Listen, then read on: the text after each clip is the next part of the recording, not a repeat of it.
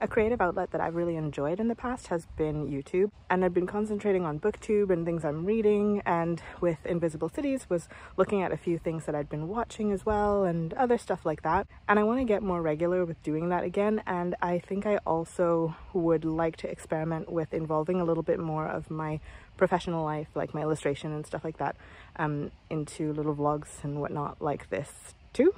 If that isn't interesting, then I don't know, I think maybe I might title all of the more illustration-y stuff pretty clearly that it is like illustration related content, or have that in vlogs and things like that. So if you're not interested in those kinds of videos, you can just watch like the reviews and the wrap-ups and book specific stuff on the channel still, because that's not going anywhere. But recently my days have been pretty comic heavy, so my aim has been to do about 3 pages of either lines or 3 pages of color every day, to keep up with the kind of schedule that I want in order to be able to finish the book when I want to.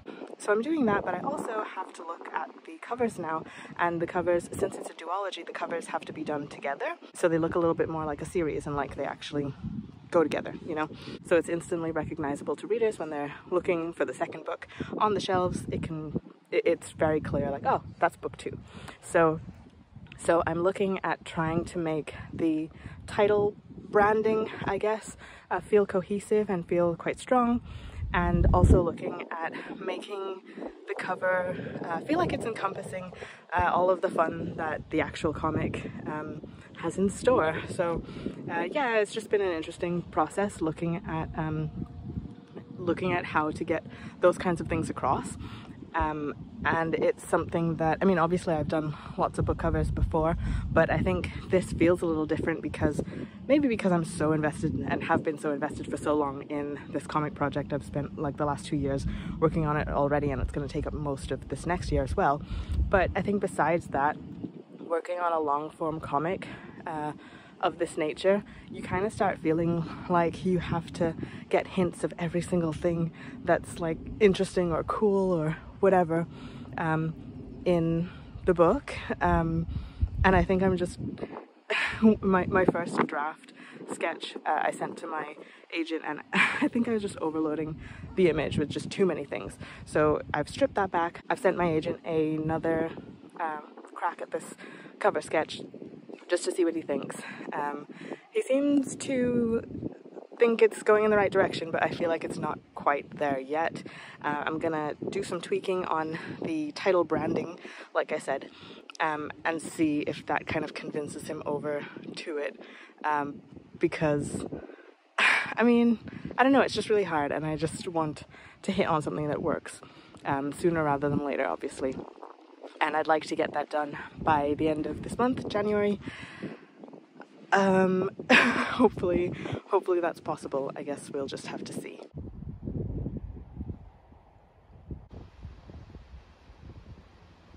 In recent years, I've definitely just kind of, I mean, I've taken on lots of projects that I've really enjoyed and that I thought would be fun, and I have rejected projects that I didn't think would be that fun or interesting, but I would say I still did that in quite a non-strategic way. And going forward this year, I want to be a little bit more strategic in how I'm going about things, and I want to think a little bit more about where I want my work ultimately to go, rather than just letting it be led by essentially by other people.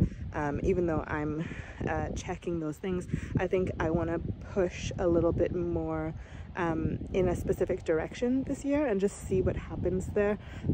Obviously there's no guarantees that anything different will happen, but it's something that I'm really interested in at the moment. So I've been thinking quite a lot about the business side of illustration, which I think a lot of people might find kind of boring, which I totally would understand, but I find it really interesting. And that kind of has meant that I've been really excited about all of these different outlets of creativity. So like my YouTube, and now starting this Patreon, and getting more involved again on social media, specifically Instagram, because I don't really bother with any other social media platforms.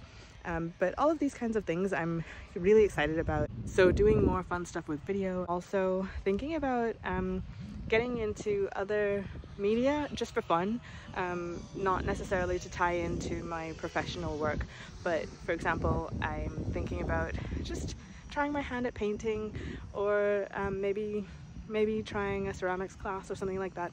Just things that feel creative and refreshing.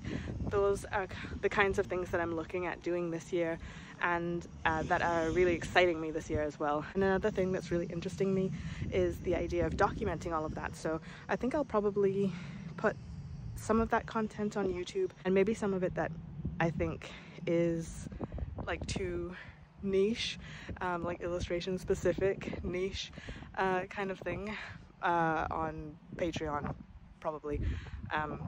But yeah, I'm just like feeling things out at the minute and getting really excited about trying new things. So I don't know, this has been a really interesting month to plan and look at where things might go, and just feel, honestly, just feel a little less burnt out, because I think the last, I don't know, like 2 years, I've probably been burnt out and not even really acknowledged that. And I think I am probably like a high functioning burnt out person when I do get burnt out, so it's manageable, I guess, but it feels really good to be kind of more refreshed again and excited again in this kind of way. Not that I was ever really like not excited to do cool stuff, but I think the energy wasn't there to come up with fun ideas as much, or to just kind of feel, I don't know, the way I do now. So I think this is a really positive place to be in, and I'm just really looking forward to this year, I guess. Yeah.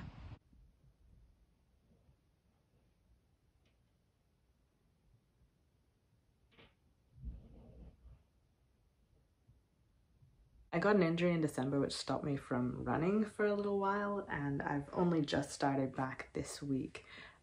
So that's usually where I've been listening to my audiobooks. The audiobook that I'm listening to at the moment is The Brutish Museums, and like I said, it's been kind of hard for me to follow, I guess, in terms of like just all of the information and all of these important dates and people, and it's just been kind of hard for me to grasp. But every time he sort of summarizes everything, or the result of an event, or has some sort of commentary to give, that's where I find the most value in the book so far, because he's kind of talking more about situations, or kind of using the specific incident as an example to illustrate the point that he then goes on to claim. But because the example is there, it's not a baseless claim.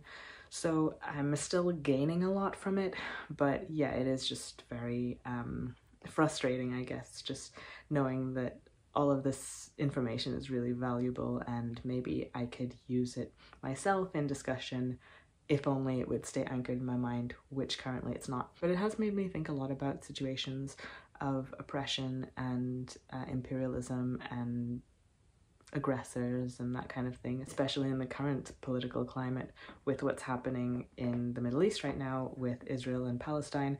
And it kind of raised this point along with a video that I actually saw on Instagram from a Jewish Holocaust survivor who talks about how there is something that the oppressor also loses in doing the oppressing, and it is kind of pitiful when you think about it, that someone could, thinking that they are giving themselves the upper hand, actually losing something that is the most precious thing that we have as humans, in trying to dehumanize other people. But yeah, there's been a lot of thoughts like that, understandably, with reading this book, despite all my frustrations about not being able to have things just stick in my mind.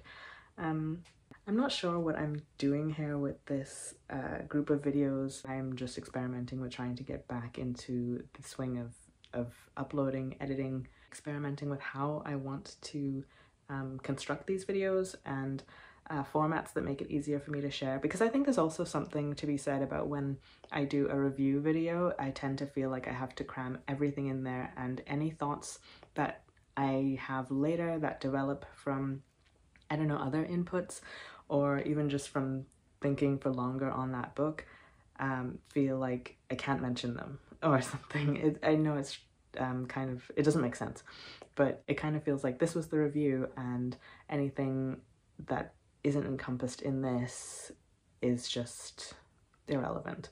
But then that makes the opinion and the review feel static, and I want it to be able to be more of an ongoing conversation, ongoing thoughts, I guess, and just documenting how I felt about a thing in that moment. So when I do a review for something, I guess I want to think of it more in terms of that's what I felt about this thing at that moment, and maybe later I'll comment on it again and say something else about it. And I think maybe if I think of things more loosely in that way, I will feel a little bit less pressure to be like, I don't know, feel like I have to stuff everything into that one video moment or whatever.